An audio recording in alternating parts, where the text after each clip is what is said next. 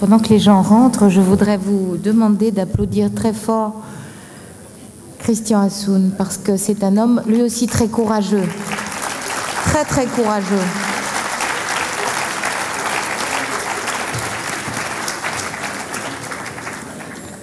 Je lui disais que quelque part, j'ai exercé pendant 22 ans la médecine libérale et quelque part sa connaissance m'a profondément bouleversée et que nul n'est prophète en son pays et qu'aujourd'hui il faut vraiment, vraiment l'accueillir. Il me fait penser quand j'étudiais ses travaux à cette phrase de Schrödinger qui rejoint un peu celle de Luc Baudin tout à l'heure. L'être vivant ne doit pas se considérer comme une matière animée par de l'énergie. C'est de l'énergie préexistante à la matière qui oriente la matière vers le processus de la vie. Alors rien que ça, c'est ce à quoi tu me fais penser, Christian. Merci.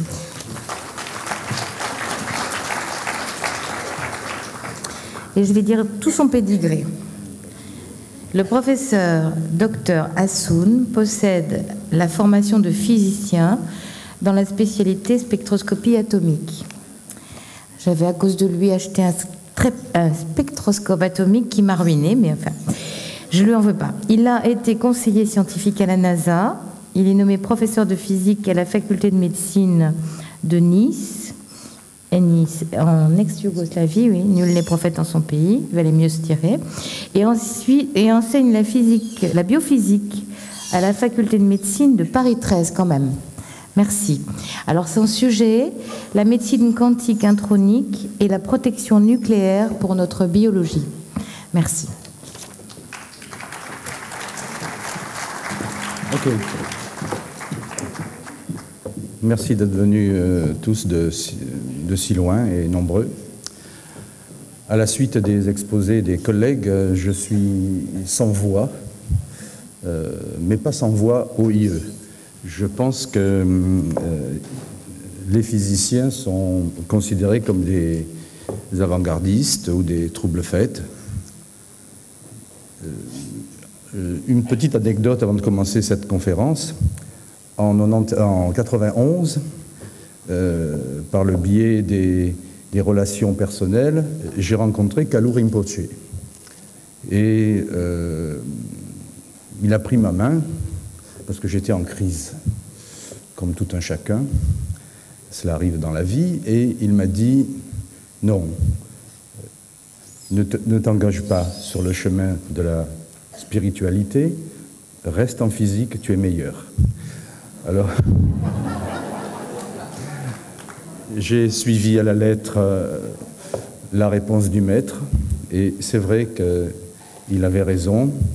J'avais du mal, effectivement, à choisir une école par rapport à une autre, les bonnets rouges, les bonnets jaunes, les Nigmapa, les Kagyupa.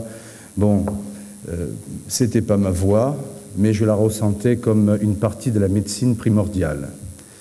Et mes outils étaient plutôt orientés vers des disciplines fondamentales. Et j'ai essayé de mettre en équation, autant que faire se peut, cette notion de médecine primordiale, que l'on retrouve d'ailleurs avec son paradigme en médecine quantique, à savoir que notre référentiel n'est pas celui que l'on croit. Alors évidemment, on retrouve en physique théorique les notions de vacuité, les notions d'énergie, les notions d'univers connexe, imbriqué, parallèle, les fractales. Pour la physique, ces disciplines sont réelles, elles sont connexes, pluricomplexes. Et aujourd'hui, je vais essayer, non pas de faire un cours de physique, qui est hélas ma spécialité, mais surtout de mettre à votre disposition les premiers outils, à savoir que nous pensons tous, avec une grande modestie, que la médecine quantique est dans l'enfance. Il y a une grande équation que je soumets à votre discernement, nous en parlerons tout à l'heure, à savoir que on peut intégrer trois choses: matière, énergie, mémoire. Et en physique, il existe ce qu'on appelle une normalisation possible du référentiel, à savoir lorsque vous mettez trois entités ensemble, si elles peuvent faire bon ménage, ce n'est pas un ménage à trois, c'est un ménage à référentiel impliqué, donc vous aurez matière, énergie, mémoire égale 1. C'est une équation universelle. Le défaut de l'un entraîne l'entropie de l'autre. Et l'entropie, pour comprendre la médecine tout court ou la médecine quantique, il suffit de quelques mots, de quelques phrases, de quelques mots-clés. Il n'y a pas de commandement en médecine quantique. Seulement, il y a des clés qui sont heuristiques, à savoir qu'elles détiennent en elles-mêmes de nombreuses solutions. Alors vous avez la notion d'énergie, évidemment tout le monde en a parlé. Vous avez la notion d'entropie, qui est associée à l'énergie, c'est-à-dire que le système est dissipatif, on en parlera tout à l'heure. C'est pour cette raison qu'un jour ou l'autre, nous allons retrouver notre famille, comme dirait mon collègue, à savoir que le système s'épuise tellement que l'entropie grandit, grandit, grandit, et nous diminuons au point de disparaître. Ça, c'est le phénomène d'entropie. Ensuite, vous avez un autre mot-clé important qui se nomme la négantropie. La négantropie, eh bien, ce n'est pas l'inverse de l'entropie. C'est une autre fonction. C'est une fonction primordiale, à savoir que la négantropie crée de l'énergie et transforme le précédent référentiel qui était l'entropie en négantropie. Voilà, il y a propulsion des qualités du référentiel antérieur vers un nouveau référentiel qui n'est pas une nouvelle entité, mais une nouvelle formation spatio-temporelle. Voilà. Ensuite, vous avez d'autres termes importants que nous devrions développer, non pas uniquement dans le cadre d'une prise de contact aujourd'hui, mais peut-être un grand séminaire sur la médecine quantique, mais bien développé, ça devrait prendre des journées d'enseignement, de manière à avoir toute la moisson des informations qui sont distribuées actuellement dans le monde entier.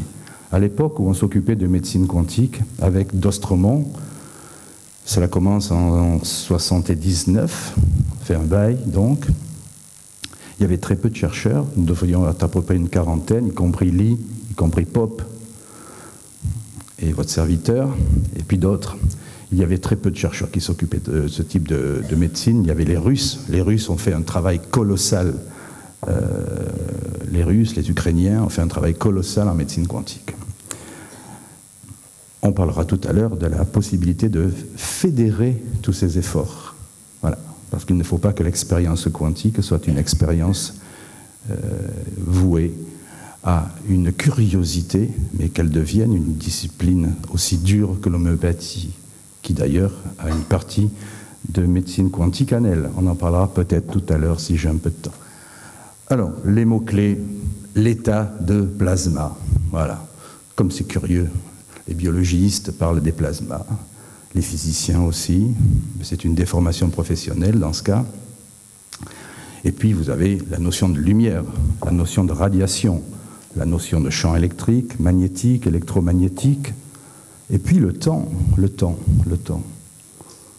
Alors certains d'entre nous pensent que le temps c'est la durée, d'autres disent « Ah ben non, le temps c'est pas la durée, le temps c'est autre chose ». Puis il y a des physiciens qui disent « Mais non, le temps, c'est autre chose, effectivement. Le temps, c'est de la matière aussi. C'est-à-dire que si vous comprimez de manière importante le temps au bord de fuite de l'univers, vous créez des cristaux. » Alors on rejoint les théories bouddhistes, enfin bon. Mais les physiciens ne comprennent rien au bouddhisme, c'est bien connu. Alors, ce que je voulais vous dire, c'est que le temps devient une composante essentielle de la réflexion en médecine quantique. Ensuite, la mémoire. Oh là là, la mémoire. Eh bien, la mémoire, ce n'est pas la mémorisation. La mémoire, c'est la conservation des qualités d'une structure dans un endroit où on peut conserver de la mémoire. Alors, où peut-on conserver de la mémoire? Eh bien, on conserve de la mémoire non pas dans un disque dur. Dans le domaine biologique, la mémoire va se loger dans une partie assez curieuse qui s'appelle l'ADN, si vous voulez, en français, mais dans un lieu secret, puisque la double hélice a été découverte en fait très récemment. Eh bien, au centre de notre double hélice, Inta Vonk le disait, il y a quelque chose de merveilleux. Pas merveilleux pour un physicien, mais c'est quelque chose d'immensément important.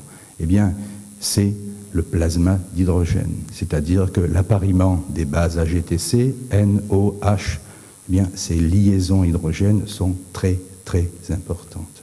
Pourquoi c'est important l'hydrogène?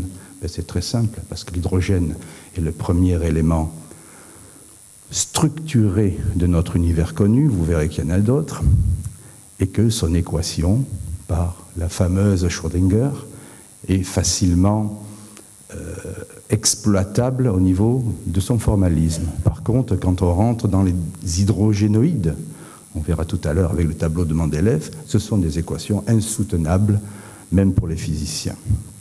Alors sachez que ce plasma primordial est immensément important. On en parlera tout à l'heure également. Ce sont